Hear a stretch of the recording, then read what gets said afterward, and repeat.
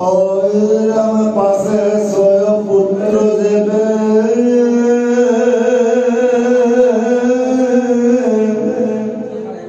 কুল কংসে মারিলে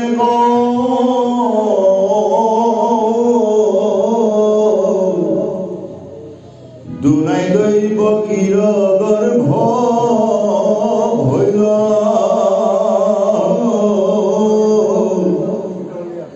পরম বৈষ্ণব তেজ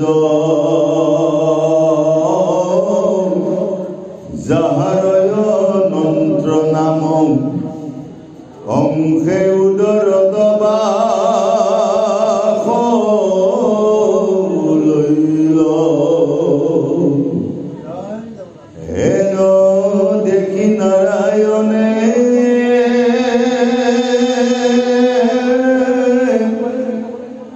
আরে ভগরিলা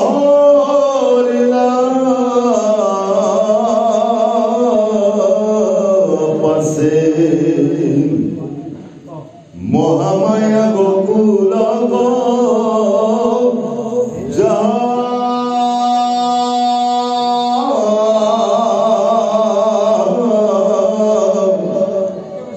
দৈব কির গর্ভ হরি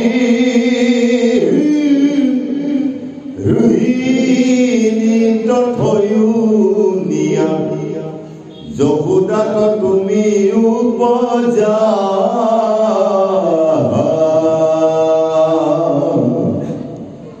অরাম আমি খাদে গয় দৈব কিত উপজীবু বহুদেবে আনিব পলা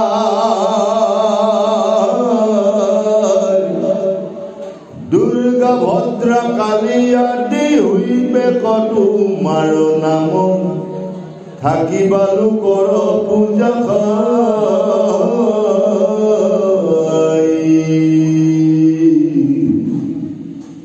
হেন শুনি মহামায়া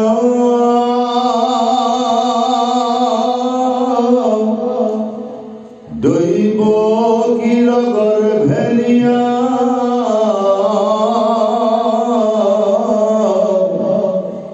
রুহিণীর গর্ভে দিলা ঠাও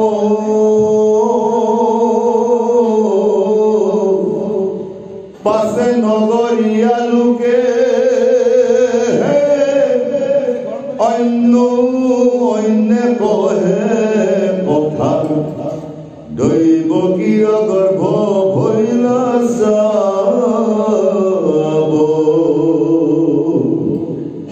অরামন অন্তরে দেব হরি ভকতর ভয় হারি অরাম রাম বহু দেব মনে লইলা বাহ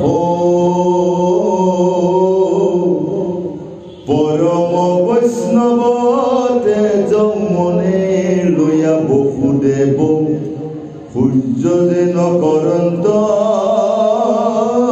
প্রকাশ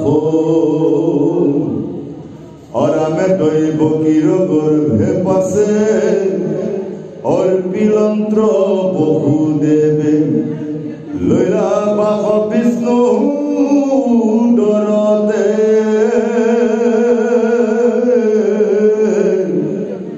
যেন মতে পূর্ব দিকে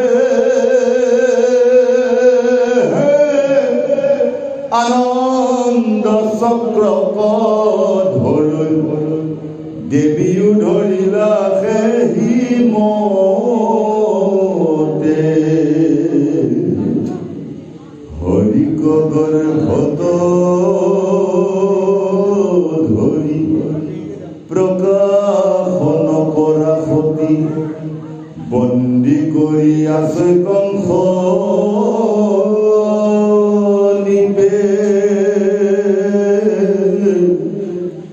যেন থানে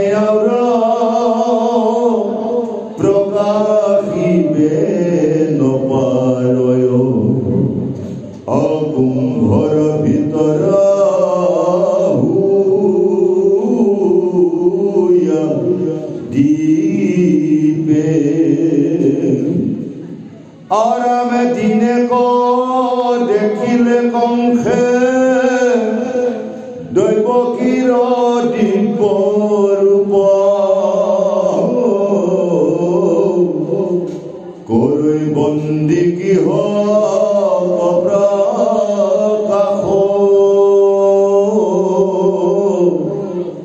বুলৈ মোৰ প্ৰাণ বৈৰী জানিলো নিশ্চয় কৰি এই ৰৌদৰত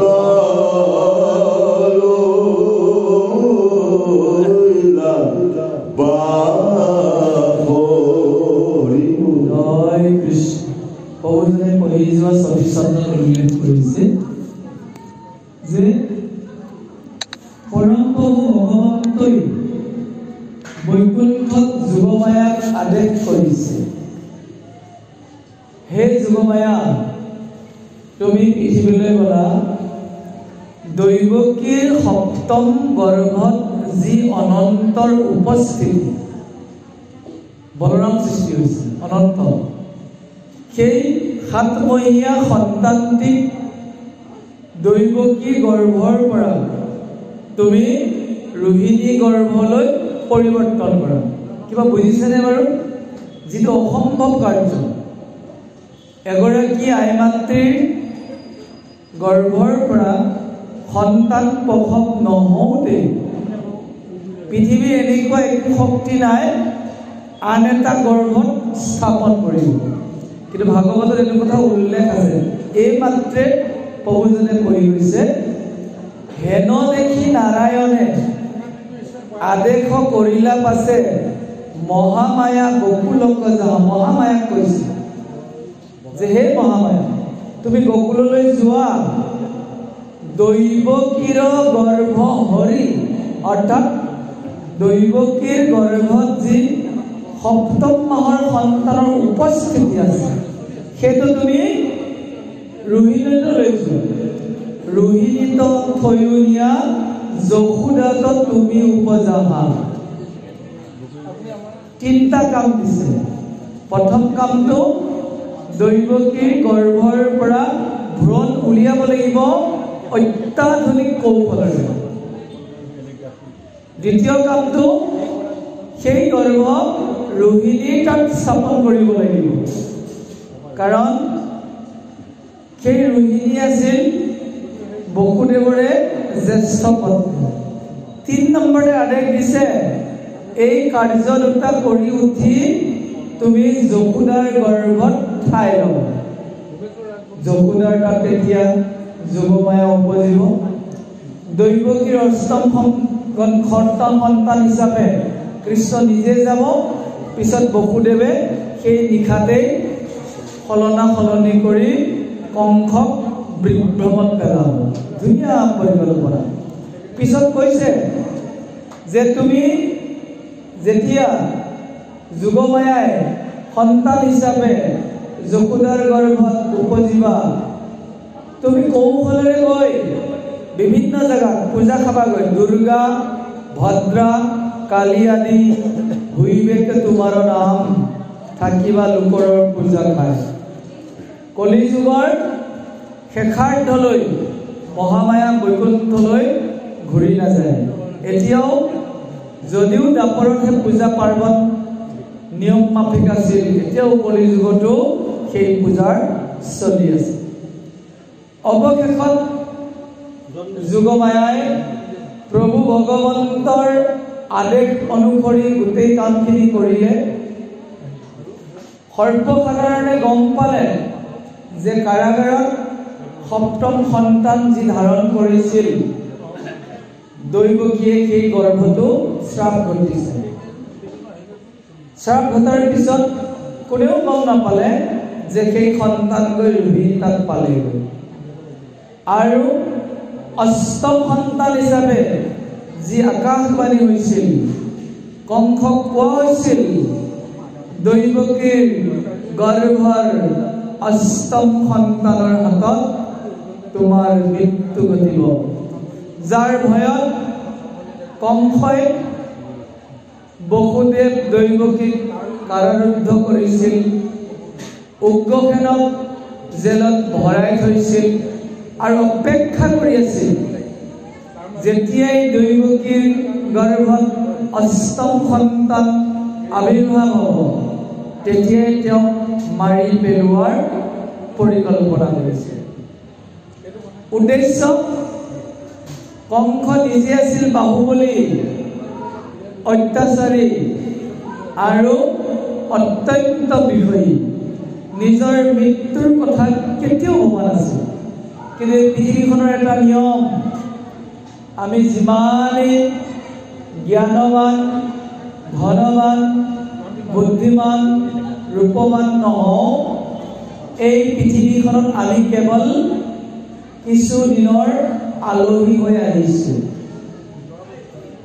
আলহী এজন গৃহস্থৰ ঘৰলৈ আহিলে নিৰ্দিষ্ট দিনৰ পিছত যিদৰে আকৌ গুচি যায়, ঠিক সেইৰূপে আমি প্ৰত্যেকজন ব্যক্তিয়ে এই পৃথিৱীলৈ আহিছোঁ নিৰ্দিষ্ট দিন কেইটা থাকিবৰ বাবে।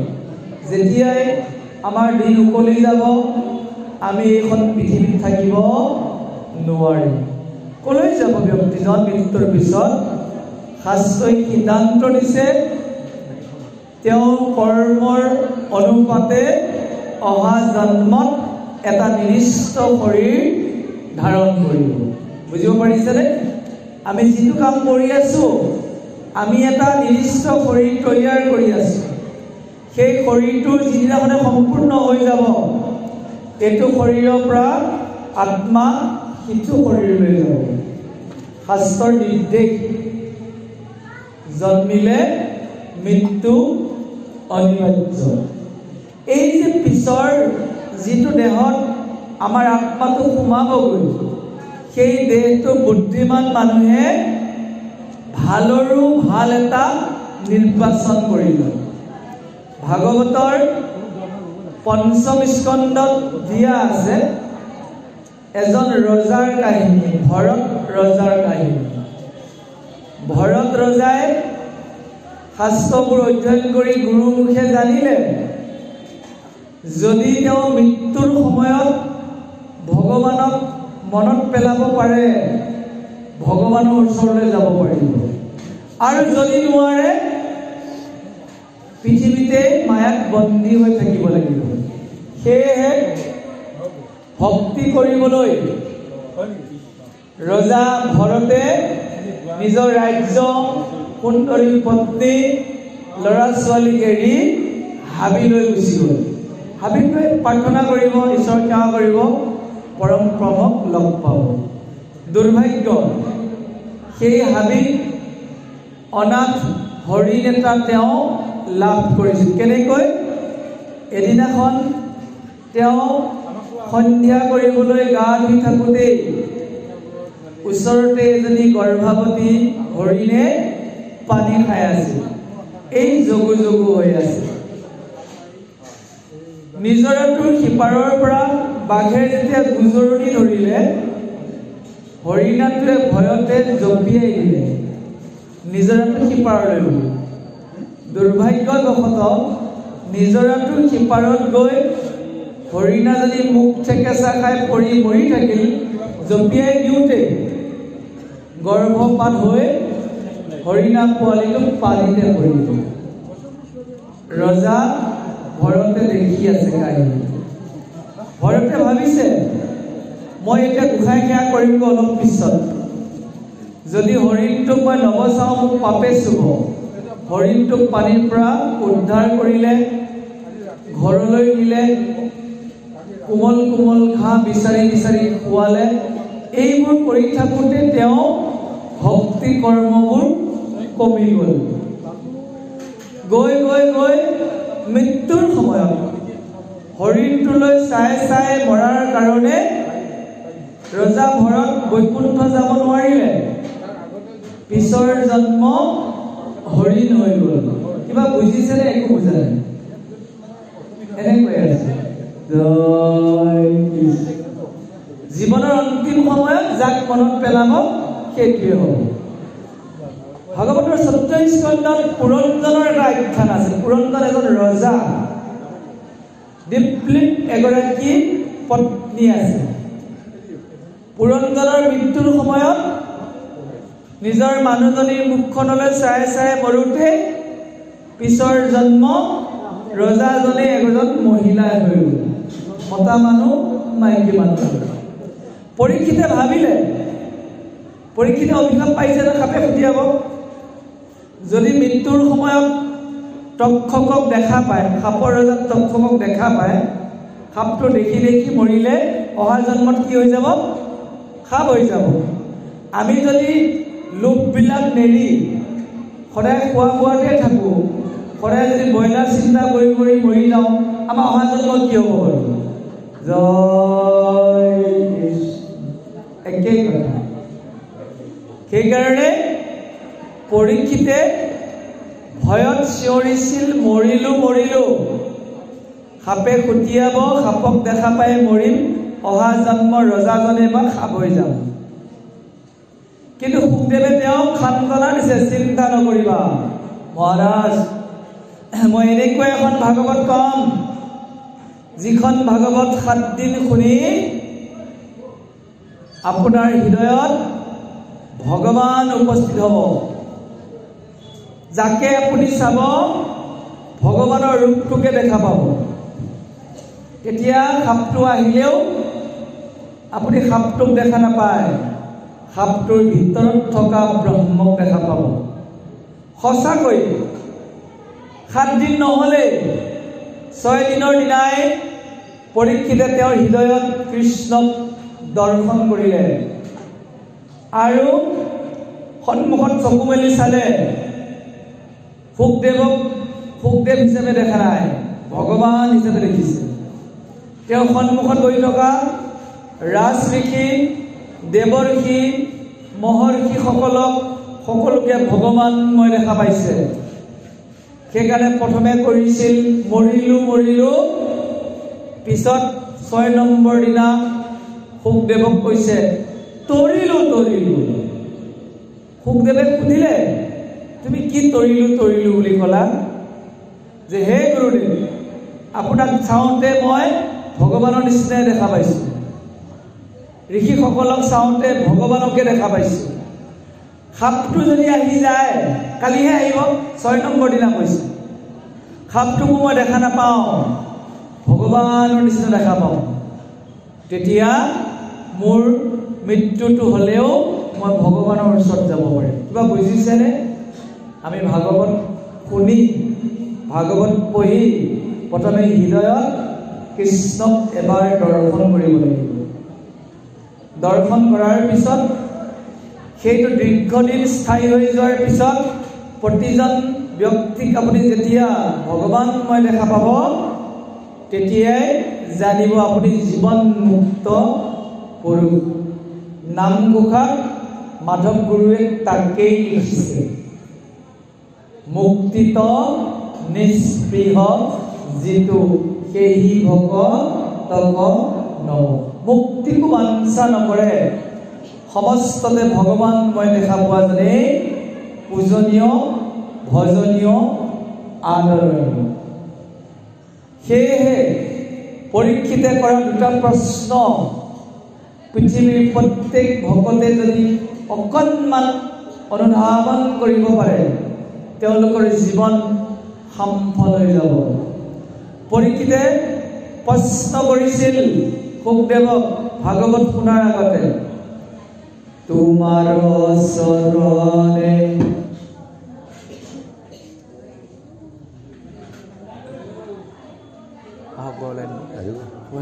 তাত এইখন নাজানাত তাতে প্ৰগ্ৰাম আছিলে, ৰাস ভাগৱত বহি আহিলোঁ মই। তাত আহিলোঁ আকৌ আমাৰ আঞ্চলিক মিটিং হৈ আছে হালধিবাৰীত, তাত প্ৰেজেণ্ট কৰিলোঁ। তাত প্ৰেজেণ্ট কৰিছে?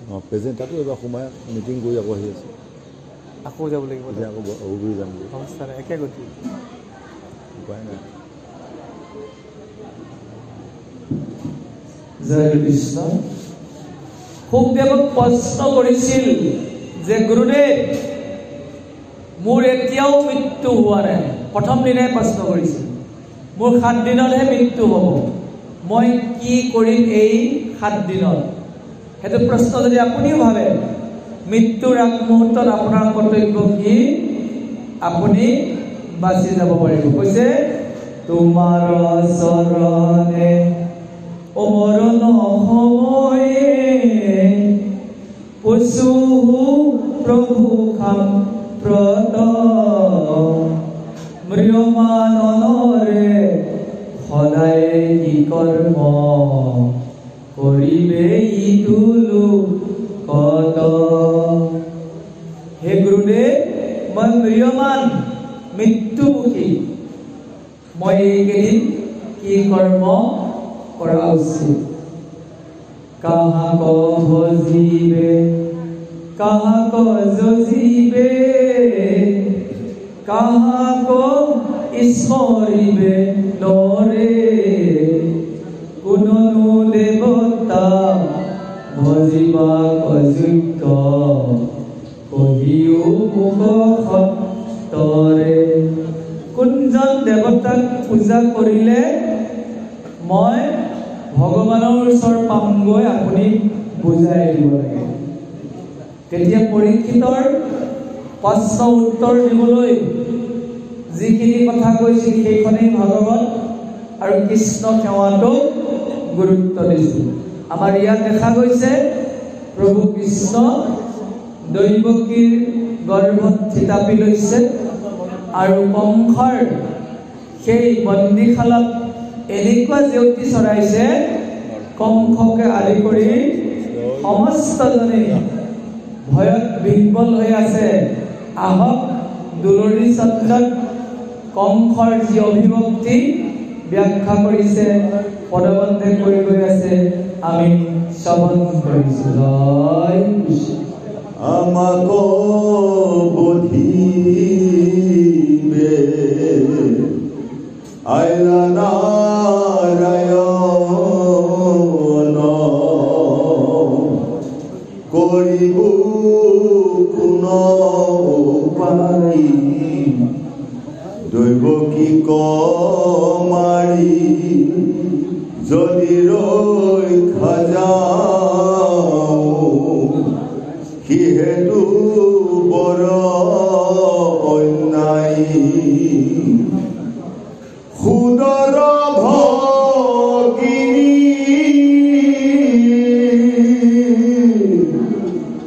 আৰু গৰ্ভৱতী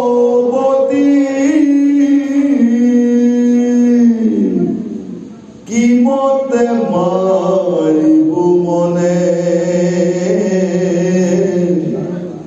এহিৰ বিৰুদ্ধে সবে নষ্ট হৈবে সিজখায় মানে হেনকুৰ কৰ্ম কৰৈ যিটো প্ৰাণী জীৱনে মৰা সিজন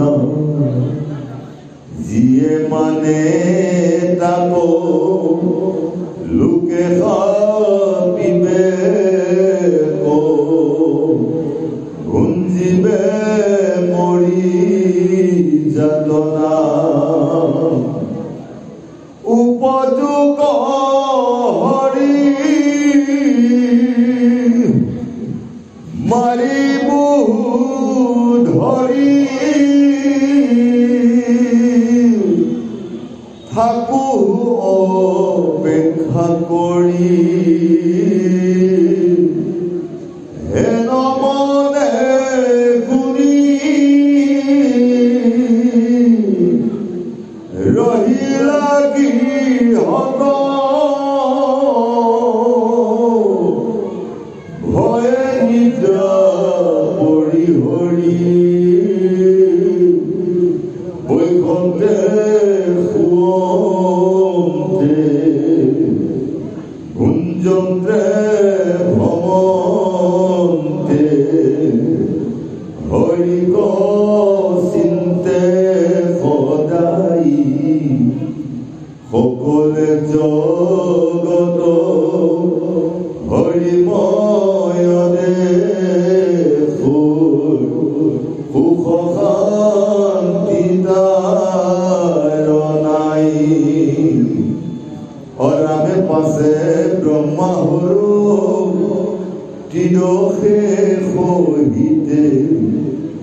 নাৰদ পমুখে লিখি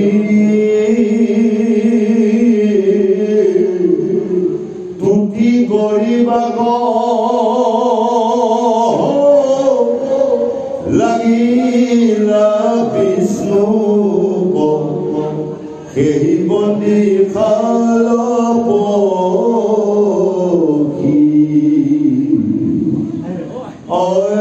তুমি সত্যব্ৰত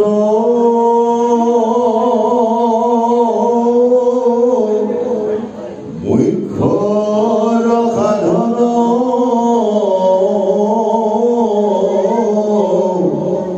সৰ্বকালে থাকা স্বামী মহাপঞ্চভূত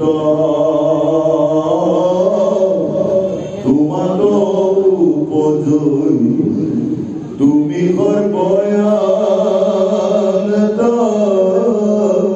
জামি আরাম সৃষ্টির যন্ত্র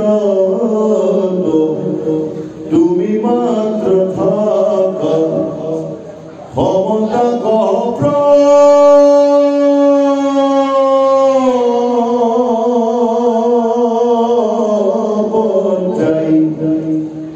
তোমার শরণে পখিলু শরণে তুমি বিনা গতি নাই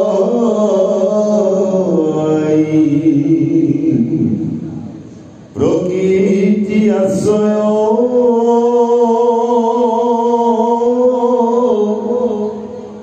আশ্রয় আদি বৃক্ষ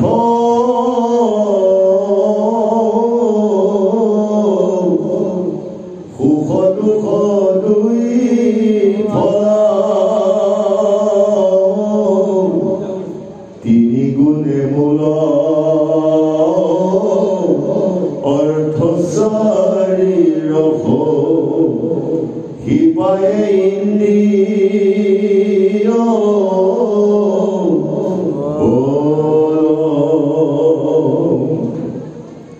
সয় উৰ্মি আত্মা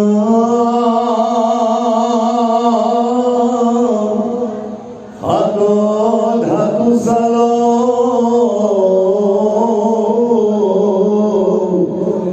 খাখায়ে অস্তপ কীৰ্তি দশ বায়ুপাত ইষ জীৱ দুই পক্ষী থাকৈয়াতনি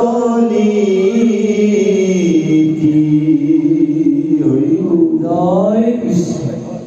এই দুলৰী চন্দত সুন্দৰভাৱে বুজাই দিছে যে দৈৱকীৰ অষ্টম সন্তান জন্ম হ'বৰ বাবে প্ৰস্তুতি হৈছে। কংসৰ দিনক দিনে ভয়টো বাঢ়ি গৈছে। কিছুমান ল'ৰা ছোৱালী চাবচোন, পৰীক্ষা আগত ভাবি নাথাকে, ৰুটিনখন পাইছে, পৰীক্ষালৈ বেছি দিন নাই, গোটেই ঘৰখনে চিন্তা হৈ পৰি থাকে, গোটেই ঘৰখনে চিন্তা হৈ থাকে, পৰীক্ষাটো কি হ'ব, পৰীক্ষাটো কি হ'ব।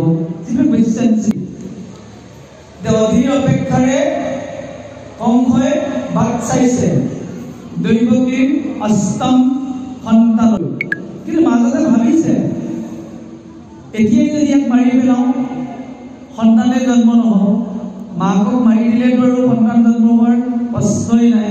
মনতে ভাবিছে মাৰি দিওঁ নেকি, মোৰ মৃত্যু হোৱা সেইজন ব্যক্তিজন উপজি নাহিব। আকৌ ভাবিছে দুটা পাপ লাগিব মোৰ, একমাত্ৰ ই হৈছে মোৰ ভনী, ফুলৰ ভনী আৰু গৰ্ভৱতী নাৰী। মানুহে সদায় মোক বেয়া চিন্তাৰে অপযগ্ৰকে গাই যাব, মই এই কামটো কৰিব নোৱাৰিম। সেইকাৰণে কংসই এটা সিদ্ধান্ত কৰিলে যে পালি পহৰীয়াবোৰ শক্তিশালী কৰি নিশ্চিদ্ৰ পহৰাৰ ব্যৱস্থা কৰি কৃষ্ণ পৃথিৱীলৈ অহালৈকে অপেক্ষা কৰিল। কিন্তু সমস্যা হ'ল খাওঁতে শুওঁতে উঠোঁতে বহোঁতে কেৱল ভয়ত চিন্তাটোৱে মনত সোমাই আছে। এটা লিখিছে, বৈখন্তে শুৱন্তে, শুই থাকোঁতে বা বহি থাকোঁতে, ভুঞ্জন্তে ভ্ৰমন্তে, ভাত খাই থাকোঁতেও চিন্তা, হৰিক চিন্তে সদায়, সকলে জগত হৰিময় দেখৈ, সুখ শান্তি তাৰ নাই। কোনোবা এজন মানুহৰ যদি কিবা কাৰণে দুৰাৰোগ্য ৰোগ হৈ যায়, ডাঙৰ বেমাৰ হৈ যায়, ঈশ্বৰে নকৰা কাৰো নহওক, সেই চিন্তাটোৱে খুলি খুলি খাই থাকে। কি হ'ব কি হ'ব, মানুহে তাৰমানে মৃত্যুক ভয় কৰে। বুজিব পাৰিছে? আমাৰ প্ৰত্যেকৰে এটাই বস্তু, মৃত্যুক ভয়। ইয়াত যিমান দূৰ বহি আছো, মোৰ নিজৰ কথাটো সুকীয়া, মোৰ নিজৰ কথাটো এইকাৰণে সুকীয়া বুলি কৈছো, মৃত্যু আৰু অমৃত তত্ত্ব এই বস্তুটো অন্তত আপোনালোকৰ আশীৰ্বাদে উপলব্ধি হৈছে। যিদিনাখন মোৰ সময় পৰিব, নিশ্চিতভাৱে জানিছো প্ৰাণবায়ু ওলাই যোৱাৰ সময়ত জয় কৃষ্ণ নামটো মুখৰ পৰা আহিব। জয় কৃষ্ণ। আৰু ভগৱানৰ নাম উচ্চাৰ হোৱা মুহূৰ্তত কোনো কাৰণতে কালে অৰ্থাৎ যমৰ দূতে আত্মাটোক নৰকলৈ নিব নোৱাৰে। ভাগৱতৰ দৃঢ় সিদ্ধান্ত। মোৰ নিজা দৃঢ়তা আছে, আপোনালোকৰ আছেনে নাই মই নাজানো। সেই যিটো দৃঢ়তা, কালৰ হাতত পৰিলেহে পৃথিৱীৰে আকৌ আহিব লাগিব, জন্ম মৃত্যু যন্ত্ৰণাত পৰিব লাগিব, কিন্তু ভগৱানৰ নাম লৈ যদি প্ৰাণ ত্যাগ কৰিব পাৰো, ভগৱানৰ ওচৰলৈ যাব পাৰিম, তাত কোনো শংকা নাই। নিজৰ নিজৰ বিশ্বাস হৈছে নাই? পৰীক্ষিতৰ জৰিয়তে কৈছে ভাগৱতখনৰ নাম মৃত্যুঞ্জয় শাস্ত্ৰ, মৃত্যু জয় কৰিব পৰা শাস্ত্ৰ। পৰীক্ষিতে নৰকত যাব লাগিব, সাপৰ গাঁতত সাপৰ সন্তান হ'ব লাগিব ভাবিছিল, কিন্তু পিছত গম পালে নালাগে, মই ভগৱানৰ ওচৰত পাম। কাৰণ শুকদেৱে বুজাই দিছিল, অন্তকালে হৰিস্মৰে যিটো ভাগ্যৱন্ত, তাহাৰ মহিমা কহি কোনে পাৱে অন্ত। জীৱনৰ অন্তিম সময়ত ভগৱানৰ নাম লোৱা ব্যক্তিজনৰ নিচিনা সৌভাগ্যৱান প্ৰাণী পৃথিৱীতে নাই। এতিয়া আপোনালোকে যে ভাগৱত শুনিবলৈ আহিছে, কোনোবাই যে নাম লৈ আছে, উদ্দেশ্য আমি এতিয়া ৰিহাৰ্চেল কৰি আছো। কাৰ বাবে? নিৰ্দিষ্ট সময়ৰ বাবে, যাতে আমি মানৱ জীৱন ধৰাৰ সাৰ্থকতা হিচাপে ভগৱানৰ নাম লৈ বৈকুণ্ঠলৈ যাব পাৰো। আৰু জানো, প্ৰত্যেকজন ভকত আই মাতৃয়ে বিশ্বাস ৰাখিব যে মই নামৰ নৌকাত উঠি সংসাৰ সাগৰ পাৰ হৈ যাম। দৈৱকীৰ গৰ্ভত কৃষ্ণৰ উপস্থিতিৰ লগে লগে ব্ৰহ্মাকে আদি কৰি দেৱতাসকল আহি গ'ল। সকলোবোৰ আহি কংসৰ কাৰাগাৰ পাইছে। লিখিছে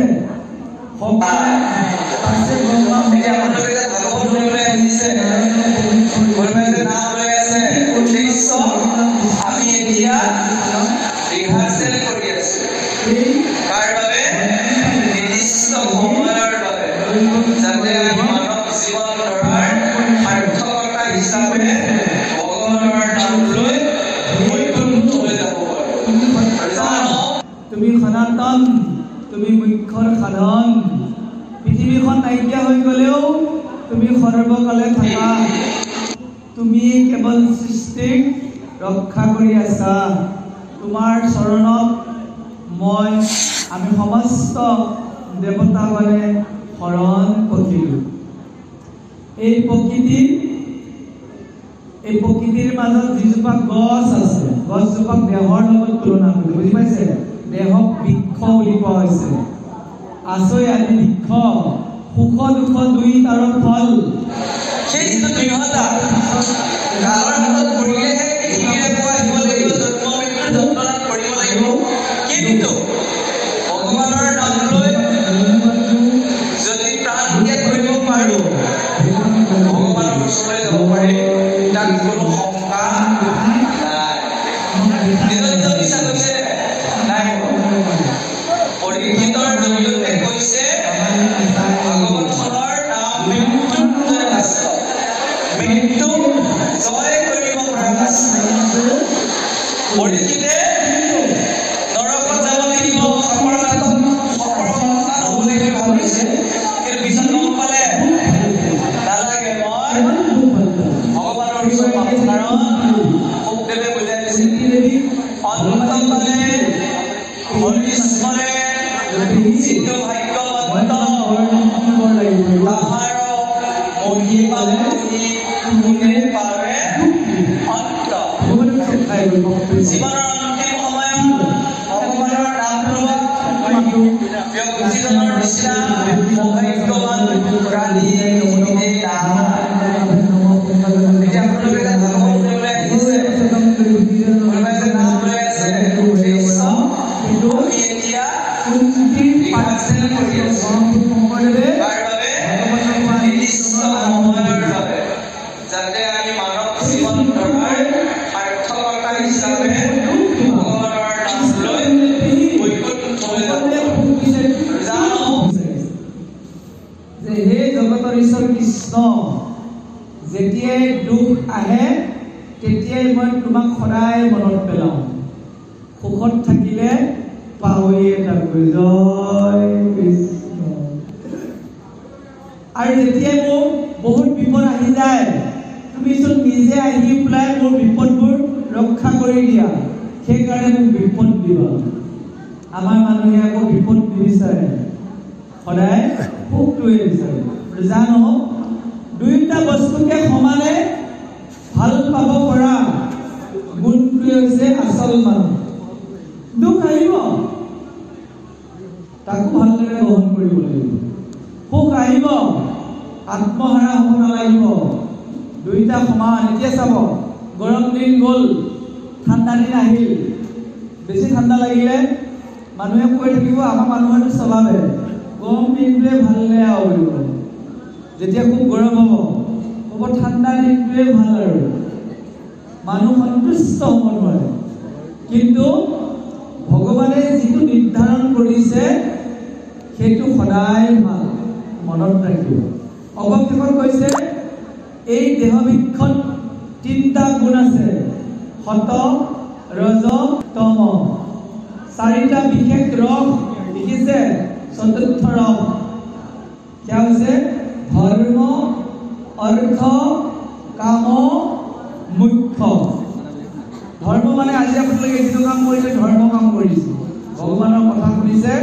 আপোনালোকে ধৰ্ম উপাৰ্জন কৰিছে অৰ্থ জীৱন যাত্ৰাত পৰিয়ালটো চলিবৰ বাবে যিখিনি টকা পইচা লাগে শুদ্ধভাৱে উপাৰ্জন কৰাৰ নাম হৈছে অৰ্থ কাম দুটা দিশত বুজায় এটা দৈহিক এটা মানসিক মই দৈহিকটোলৈ নাযাওঁ এতিয়া যিমানবোৰে বহি আছোঁ দৈহিকত আমি পাছ কৰি আহিছোঁ মানসিকভাৱে কিন্তু আমি আমাৰ কামনা বাসনা আছে উদাহৰণস্বৰূপে কিছুমান মানুহৰ জীৱনত সৰুতে ভাবিছে মই বহুত ধন উপাৰ্জন কৰিম নোৱাৰিলে সেই চিন্তাটো মগজুত সোমাই থাকে সেইকাৰণে কৃষ্ণৰ কথা শ্ৰৱণ কীৰ্তন কৰি সমস্ত ভগৱানক অৰ্পণ কৰিব লাগে এইটো নিয়ম অৱশেষত কৈছে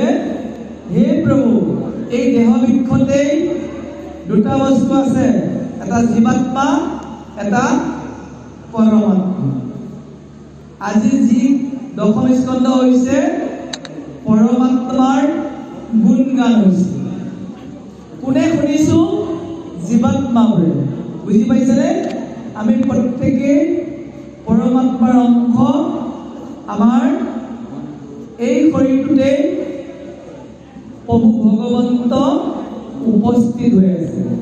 সেই আত্মাৰূপী কৃষ্ণ আমি সকলোৱে প্ৰাৰ্থনাৰ মাজেৰে ভক্তিৰ মাজেৰে চিন্তন কৰিব লাগিব। জানো হে সাধুগুৰু বৈষ্ণৱ ভাই ভাতৃভৱ, এই যি মহাভাগৱতৰ আয়োজন, কৃষ্ণই কীৰ্তনত এটা কথা নাৰদক কৈছে, ঐ নাৰদ, আমাৰো সৌভাগ্য, আমাৰ মাজত আৰু প্ৰভু ভগৱানৰ গুণানুকীৰ্তন আমি প্ৰভুজন আহিছে, প্ৰভুজনলৈ আমি সুন্দৰভাৱে নাৰদলৈ জয় কৃষ্ণ। আৰু যাৰ হওক প্ৰভুজনে ভাল ভাল সংবাদ দিব, এইমাত্ৰ মোক কৈ গ'ল, আপোনালোকে অপেক্ষাৰে বাট চাওক, প্ৰভুজনৰ অতি ভক্তি যে আমি এই পৃথিৱীখনলৈ যে আহিছোঁ, ভগৱান আছে নে নাই তাৰ প্ৰমাণটো নাৰদত বিষ্ণু আচন্ত কৈ, নাৰদত বিষ্ণুৱে কৈ আছে, ভাগৱত পাতিলে বৈকুণ্ঠতো মই নাথাকো ৰৈ, কীৰ্তন ধৰিলে পাবই, যোগীৰো হিয়া এৰি সমুদায়, মই থাকো ভকতৰ কীৰ্তন কচাই। মই বহি থাকো ওম ধ্বনি দিয়াৰ লগে লগে ভাগৱতৰ থাপনা, প্ৰত্যেকজন ভক্তকে মই চাই থাকো ভাগৱত কিমান ভালদৰে শুনিছে। যেনেকৈ আমি পৰীক্ষা বহিবিলাক চাওঁ, মই স্কুলত মাষ্টৰ মানুহ যে পৰীক্ষা বহিবিলাক চাওঁ, আখৰ পানী ভাল ভাল ভাল উত্তৰ লিখাখিনিক বেছি বেছি নম্বৰ দিওঁ, আৰু যাৰ কাটা কুটা বেছি ভালকৈ উত্তৰ লিখা নাই সি 100 ভিতৰত কম কম নম্বৰ পায়। এতিয়া আপোনালোকে কিমান নম্বৰ লয় আৰু জয় আছে কিন্তু তেওঁ আৰু এটা কথা কৈছে, সেইটোৱে মোক বহুত ভাল লাগে। সেইকাৰণে বিভিন্ন জেগাত গৈ অসুবিধা স্বত্তেও ভগৱানৰ কথাৰ লগত জড়িত হৈ থাকোঁ। তেওঁ কৈছে ভকতে যিমান শ্ৰদ্ধাৰে শুনিব, মই সেই ব্যক্তিসকলৰ নামত মালা গাঁঠি থাকোঁ। এতিয়া আপোনালোকে ভাগৱত শুনি আছে, ভগৱানে ভাগৱত শুনি থকা নাই, তেওঁ নিজৰে গুণান দিলে, তেওঁ কোনে কোনে শুনি আছে তাকেহে চাই আছে। বুজি পাইছেনে কিবা? তেওঁ এটা কাম লৈ আহে, তেওঁ বৰুণ্ডমুখীত এসোপামান ককা পদুম ফুল লৈ আহে। ভালকৈ যদি মন কৰে, আজি যিসকলে ৰাতি থাকিব ৰাতি গোন্ধ পাব কিন্তু, হয়নে নহয় এবাৰ প্ৰেক্টিকেল কৰিছে, নহ'লে ঘৰত গৈ গালি দিয়ে। বগা পদুমৰ মালা বনাই থাকে যে অমুক ডেকা অমুক নাম অমুকৰ নামত মই এডাল পাত বনাই আছো, ইয়াত নিপিতে, কালি বিদায় হ'ব যে সেইডাল মালা নি তেওঁ বৈকুণ্ঠত গৈ শংকৰ মাধৱ সত্যেন্দ্ৰ দামোদৰক ক'বগৈ, ডবা বজোৱা, খোল বজোৱা, কাঁহ বজোৱা, এইডাল মই কালি নিজ দণ্ডুৱাৰ ভাগৱতত বনাইছিলোঁ। সেই শব্দধ্বনিবোৰৰ পিছত তেওঁ পিন্ধিব আৰু সেইডাল সাঁচি থৈ দিব। আপুনি যেতিয়া যাব সেইডাল দিব, জয়। মই নিজে কোৱা নাই, কীৰ্তনখনত চাব, ভাগৱতৰ প্ৰথম স্কন্ধত আছে, কীৰ্তনৰ ভাগৱত তাৎপৰ্য লিখা আছে, ভকতে লৈ যতেক গুণ নাম, তাৰ মালা গান্ধী অনুপম, পিণ্ডন্ত কণ্ঠত কৰিয়া উৎসৱ, হেনকে ভকত বন্ধু মাধৱ। এই মই যদি ভালকৈ ভাগৱত শুনিলে, ভালকৈ যদি মই ভাগৱতখন কওঁ, ভগৱানে যদি মালা এডাল বনাই থাকে, বৈকুণ্ঠত যদি এডাল পিন্ধেগৈ, পিন্ধি আকৌ ধুনীয়াকৈ মূৰলৈ যদি সাঁচি থৈ দিয়ে, মইনো কিয় বেয়া পাম। জয় কৃষ্ণ। লিখা আছে ভাগৱত। বিশ্বাস ই এটা শব্দ নহয়, বিশ্বাস হৈছে এটা সত্তা, যে মোৰ বিশ্বাস আছে ভগৱন্ত হৃদয়ত মোৰ বিৰাজমান।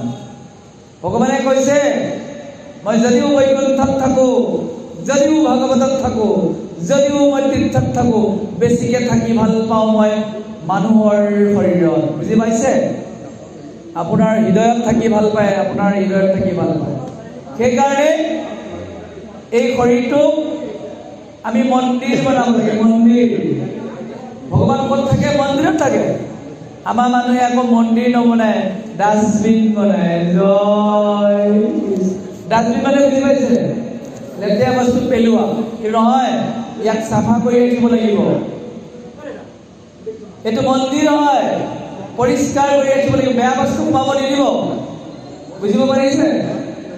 আপুনি নিজকে এটাকে প্ৰতিজ্ঞা কৰিব, ভগৱান মোৰ লগত আছে, মোৰ এইটো মন্দিৰ, মই বেয়া বস্তু খাব নোৱাৰো। বুজিব পাৰিছে? আজি একাদশী আছে, পুৰা ব্ৰতত আছো, গোটেই ৰাতিটো থাকিম, কাইলৈ ৰাতিপুৱা ব্ৰত ভাগিম। বিভিন্ন বস্তু যাচি থাকিলেও আজি খাব নোৱাৰো, কাৰণ মই জানো আজি যদি মই অন্ন গ্ৰহণ কৰোঁ, আপোনালোকে খাওক, মই বেয়া নাপাওঁ, আপোনালোকে শুদ্ধ অন্ন বনাই আছে মই গম পাওঁ, মই কেৱল প্ৰাসংগিকভাৱে কৈ আছো। কোনো এখন হোটেলত গৈ তাৰ পৰা খাদ্য খাব নোৱাৰো, কাৰণ মই গম পাওঁ ভগৱানে দুখ পাব। আপুনি বেয়া বস্তু খোৱাৰ সময়ত মনত পেলাব। আইসকলে তামোলখন খাইছে বেয়া নাপাওঁ, পাণ চূল লগালে বেয়া নাপাওঁ, চাধাখন লওঁতে মনত পেলাব, দেৰি ঐ ভগৱানটোৰ চকুত যদি চাধা টুকুৰা লাগি যায় কি হ'ব? ভাবিব, ভাবিলে লাহে লাহে সি আঁতৰি যাব। প্ৰভুসকলে যেতিয়া বিৰিটো জ্বলাব, এবাৰ মনত পেলাব এই কথাটো। কল জাক দিওঁতে ধোঁৱাবোৰ দিলে যেনেকে কেঁচা কল পকি যায়, মোৰ প্ৰভু ভগৱন্ত যদি হৃদয়ত আছে, এয়াচোন কিবা হৈ যাব কা। জয় আপুনি আৰু তেতিয়া ধূমপান কৰিব নোৱাৰিব। ধূমপান ইমান ক্ষতিকাৰক, নৰ্থ ইষ্ট কেঞ্চাৰ ইনষ্টিটিউটে গুৱাহাটীত প্ৰকাশ কৰিছে, অসমৰ অধিকাংশ মহিলাৰ কৰ্কট ৰোগত পৰিছে। তাৰ কাৰণ তামোল, পাণ, চাধা। পুৰুষসকলক ৰিচাৰ্চ কৰিছিল, চোকা কষ্ট সময়ত চাধা খোৱা যায় বুলি কয়, চাধা, বিড়ি, চিগাৰেট কৰ্কট ৰোগৰ কাৰণ। দুখজনক খবৰ। পাৰিলে মন্দিৰ বনাও। মই যিকোনো বস্তু একেবাৰে ভৰাব নোৱাৰো।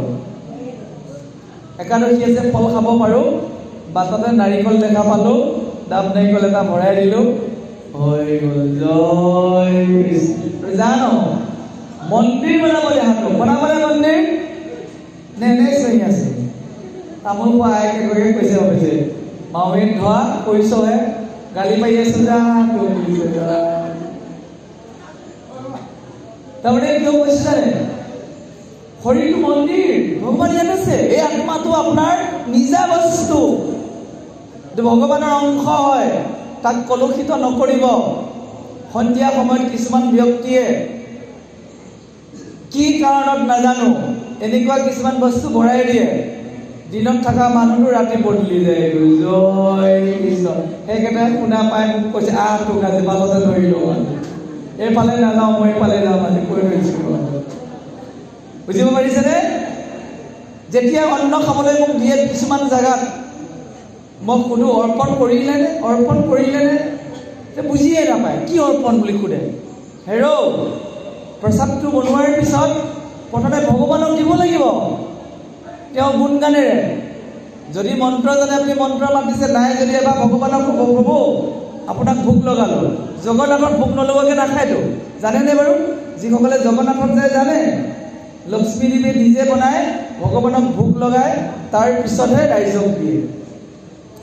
ওম ব্ৰহ্মা পদং ব্ৰহ্মাবি ব্ৰহ্মাগ্নমৌনৌতম ব্ৰহ্মৈব তদগন্তব্যম ব্ৰহ্ম কৰ্ম সমাধিৰা।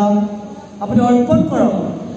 একো মন্ত্ৰ নাজানিলে প্ৰভু ভগৱানক ক'ব, একো নাজানো, জয় কৃষ্ণ, আপুনি লওক, তাৰপিছত খাম। অৰ্পণ কৰা প্ৰসাদ পাইছে খাব। ঠিক সেইদৰে এই ভাগৱতৰ মাধ্যমেৰে আপোনালোকক অনুৰোধ কৰিলো, আপোনালোকে অৰ্পণ কৰি প্ৰসাদ